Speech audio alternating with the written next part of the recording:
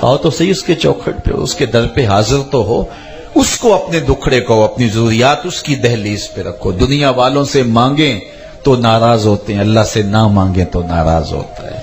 تو آؤ اس کی چوکھٹ پہ، ساری رات بت کے آگے ہاتھ جوڑے زلیخا بولتی ہے یا صنمی یا صنمی، اے میرے بت مجھے بچھڑا ہوا یوسف ملا دے۔ ساری رات کھڑی ہوتی ہے، سحر تک کھڑی رہتی ہے، اور مدتیں ہو گئیں، چہرے پہ جھریاں آ گئیں، بڑھاپا چھا گیا، بالوں میں چاندی اتر آئی۔ روزانہ سرے شام کھڑی ہو جاتی ہے، ہاتھ جوڑتی ہے، بت سامنے ہے، اور کیا کہتے یا صنمی یا صنمی۔ ایک دن رات کا پچھلا پہر تھا، یا صنمی یا صنمی پکار رہی تھی، نیند کا جھٹکا آیا، زبان بل کھا گئی، اور کہا یا صمدی یا صمدی، اے بے نیاز اللہ۔ تو جب یہ کہا تو فوراً جبریل امین کو حکم ہوا، جبریل جلدی جا، یوسف کے گھوڑے کا رخ موڑ دے، اس بچھڑی کو یوسف ملا دے۔ مالک یہ تجھے تو نہیں پکار رہی، یہ تو بت کو پکار رہی ہے، تو بھی جانتا ہے۔ زبان بل کھا گئی ہے، کہا جبریل جانتا ہوں، لیکن اتنا عرصہ ہوا بت کو پکارتے ہوئے، بت نے یوسف نہیں ملایا، آج جیسے بھی اس کے لبوں پہ میرا نام تو آیا ہے نا، اگر میں نے بھی اس کی بات پوری نہ کی تو میرے اور بت میں فرق کیا ہوا؟ جا بچھڑی کو یوسف ملا دے۔ تو اس سے مانگو، اس کی دہلیز پہ آؤ اور اس کے آگے ہاتھ جوڑو، اس کو منتیں کر کر کے مناؤ، اور مصلے پہ سر رکھ کے اس کی رحمتوں کو آواز دو، اور جب اس سے پکارو گے اور اس کے حضور عرض کرو گے تمہاری ضروریات کو بھی پورا کرے گا۔ مسجد نبوی کا ایک کونا تھا اور ایک بندہ دعا مانگ رہا تھا، ذرا اس کے دعا کے لفظ سنیے، کیا کہہ رہا تھا؟ مانگنے والوں نے بھی تو کمال کر دی نا۔ اللہم انی اسألک بأنک انت اللہ لا الہ الا انت انت الاحد الصمد الذی لم یلد ولم یولد ولم یکن لہ کفوا احد۔ مسجد نبوی کے کونے میں کیا کہہ رہا تھا؟ اے اللہ میں تجھ سے اس لیے مانگ رہا ہوں کہ تو میرا اللہ ہے۔ اگر بیٹا کہے کہ ابا جی میں آپ سے اس لیے مانگ رہا ہوں کہ آپ میرے ابو جو لگتے ہیں، میں نے ہمسایوں سے تو نہیں مانگنا، آپ سے ہی مانگنا ہے، تو باپ کو پھر اپنا بیچ کے بھی کچھ دینا پڑا تو دے گا کہ اس نے بات ہی ایسے کی ہے۔ تو وہ کیا کہہ رہا ہے؟ اللہم انی اسألک بأنک انت اللہ، اے اللہ میں تجھ سے اس لیے مانگ رہا ہوں کہ تو میرا اللہ جو ہے، لا الہ الا انت، تیرے علاوہ میرا کوئی ہے بھی تو نہیں۔ وہ اس انداز سے دعا مانگ رہا تھا۔ حضور نے ایک صحابی کو فرمایا وہ جو کونے میں دعا مانگ رہا ہے اس کو جا کے بشارت دے دو تمہاری دعا قبول ہو گئی ہے۔ تو اس سے مانگو، اپنی حاجتیں اس کی دہلیز پہ رکھو۔ وہ کہتے ہیں میرے بندو میری دہلیز پہ آ جاؤ۔ بھاگنے والوں کو اس کی رحمتیں آواز دے رہی ہیں، یا ایھا الانسان ما غرک بربک الکریم، او بھاگنے والے آجا پلٹ کے، تیرا رب بڑا ہی کریم ہے۔ مجھے بتاؤ کبھی یوں بھی کسی بھاگنے والوں کو آواز دیتے؟ کبھی آپ نے پولیس کو مجرم کا تعاقب کرتے دیکھا ہوگا، لیکن کبھی آپ نے یہ انداز بھی دیکھا ہے کہ جو اس سے بغاوت کر کے جا رہا ہے، اس کی دہلیز کو چھوڑ کے جا رہا ہے، شیطان کے ہتھے چڑھ گیا ہے، اس کو اللہ کی رحمتیں آواز دے رہی ہیں، یا ایھا الانسان، او بھولے ہوئے انسان، او بھاگ کے جانے والے انسان، آجا پلٹ کے، تیرا رب بڑا ہی کریم ہے۔ وہ کبھی ایسا ہوتا ہے نا کوئی نالائق بچہ گھر چھوڑ جائے، وہ تو شاید کسی ہوٹل میں برتن مانج کے اپنے پیٹ کی آگ بجھا رہا ہوتا ہے، لیکن باپ کے حلق سے نیچے لقمہ نہیں اترتا، ماں کو قرار نہیں آ رہا ہوتا، نیند نہیں آ رہی ہوتی، تو اخبارات میں اشتہار چھپتے ہیں کہ ہمارا اس نام کا بیٹا، اتنی عمر، رنگ یہ، لباس اس طرح کا، اٹھنے بیٹھنے کا سٹائل یہ، کہنے بولنے کا انداز یہ، اتنے دنوں سے گھر سے گم ہے، اگر کسی کو ملے تو اس نمبر پہ اطلاع کرے، اتنا انعام دیں گے، اور نیچے لکھا ہوتا ہے نوٹ، اگر وہ خود پڑھتا ہو تو واپس آ جائے، اسے کچھ نہیں کہا جائے گا۔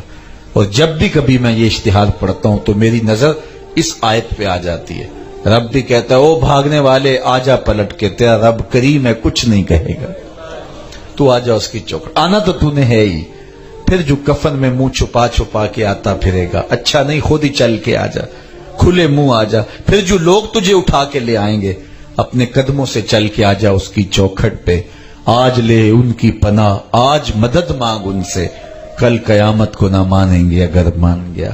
وہ ایک فقیر تھا، بازار میں کھڑا رو رہا تھا، تو کسی نے گزرتے ہوئے اسے کہا کہ بابا کہ تو رو رہا ہے، اس نے لوگوں نے کوئی تنگ کیا، تجھے مارا ہے؟ اس نے کہا نہیں کوئی ایسی بات نہیں ہے، ان لوگوں کے رویے نے مجھے رلا دیا ہے۔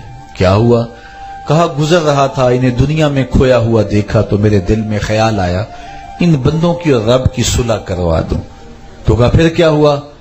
کہا کہ اس سے بات کیا، وہ کہتا ہے لے آ ان کو میری دہلیز پہ، ایک آنسو سے سارے گناہ معاف کر دوں۔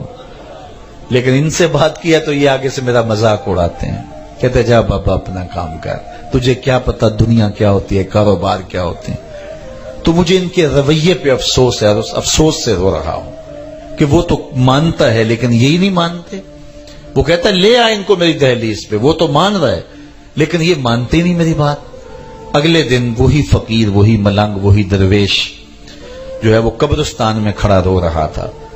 تو اسی شخص کا وہاں سے بھی گزران ہوا تو اس نے دیکھا کہ بابا آج پھر رو رہا ہے تو پھر رک گیا۔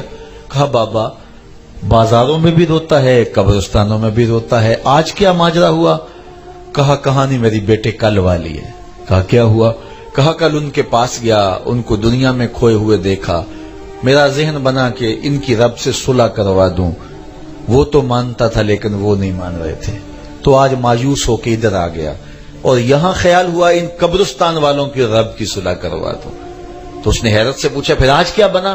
کہا آج یہ مانتے ہیں وہ نہیں مانتا، قبل اس سے کہ وہ ماننے سے انکار کر دے، سورج مغرب سے طلوع ہو جائے، توبہ کا دروازہ بند ہو جائے، پھر ہم پچھتائیں ہائے کسی کے کہنے کو سن لیا ہوتا، کسی کی پکار پہ کان دھر لیا ہوتا، تھوڑی سی زندگی روزہ رکھ کے گزار دیتے، آخرت کی تیاری کر لی ہوتی، لیکن پھر پچھتانے سے کچھ نہیں ہوگا۔ اس وقت ظالم قرآن کہتے ہیں ہاتھ کاٹے گا، لیکن ہاتھ کاٹنے سے بھی کچھ نہیں ہوگا۔ پھر نامہ اعمال کھلے گا تو پکار کے کہے گا ما لہذا الکتاب لا یغادر صغیرۃ ولا کبیرۃ الا احصاها، ہائے اس کتاب کو کیا ہو گیا، اس نے چھوٹی بڑی ہر بات لکھ دی۔ لیکن اس وقت کے پچھتاوے سے بہتر یہ ہے آج کا پچھتاوا کل کی بہتری کی ضمانت ہوگی۔ وقت پر کافی ہے قطرہ بھی آب خوش ہنگام کا، جل گیا جب کھیت برسا می تو پھر کس کام کا۔ جب زمین وتر میں ہو تو بیج ڈالا جائے تو فوراً اگ جاتا ہے، اور جب زمین وتر سے نکل جائے تو پھر کچھ فائدہ نہیں ہوتا۔ اس وقت سانسوں کی ڈوری بھی نہیں ٹوٹی اور توبہ کا دروازہ بھی بند نہیں ہوا، قبولیت کے در بھی کھلے ہوئے ہیں۔ اقبال نے کہا تھا نا موسم اچھا پانی وافر مٹی بھی زرخیز، جس نے اپنا کھیت نہ سینچا وہ کیسا دہقان۔ تو یہ موقع ہے کھیت سینچ لیں، آج اللہ کے حضور اپنے گناہوں کی معافی مانگ لیں اور اللہ کے حضور حاضر ہو جائیں۔ آج کا پچھتاوا کل کی بہتری کی ضمانت بن جائے گا، اور آج ہم نے وقت گوا دیا تو کل سوائے پچھتاوے کے، اذیت کے، دکھ کے، حسرت کے اور کچھ نہیں ہوگا۔ تھوڑی زندگی اللہ نے جو ہمیں دی ہے، ودیت کی ہے، اس کو غنیمت سمجھے۔ میں اور آپ اپنی زندگی کا بہت زیادہ حصہ کاٹ چکے ہیں، جو کاٹ چکے وہ کاٹ چکے، جو بقیہ ہے ہمیں ایک سانس کا بھی نہیں پتا کہ یہاں سے اٹھ کے جانا بھی نصیب ہوتا ہے یا کہ نہیں۔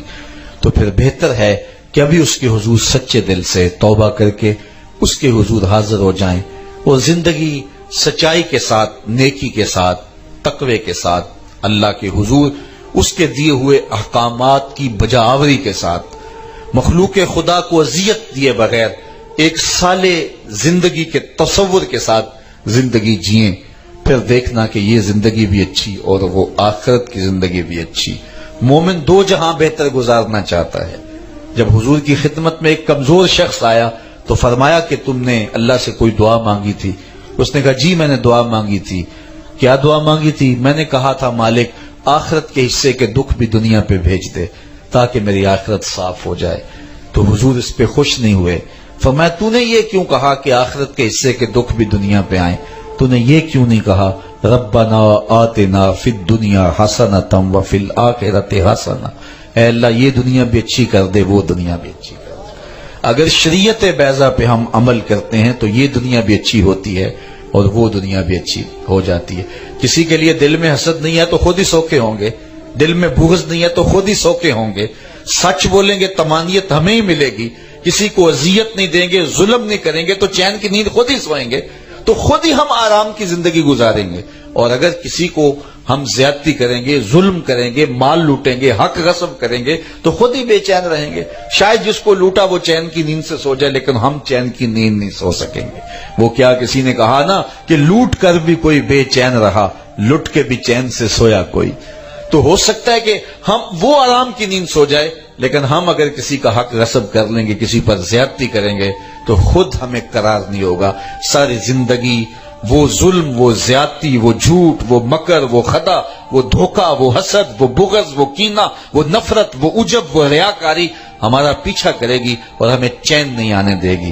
تو آؤ اپنی زندگی کے اندر خود ہی چین کے بیج لگاؤ جو ہمیں سکون دیں، پھل بھی دیں، طمانینت بھی دیں اور زندگی خوبصورتی کے ساتھ آگے بڑھے۔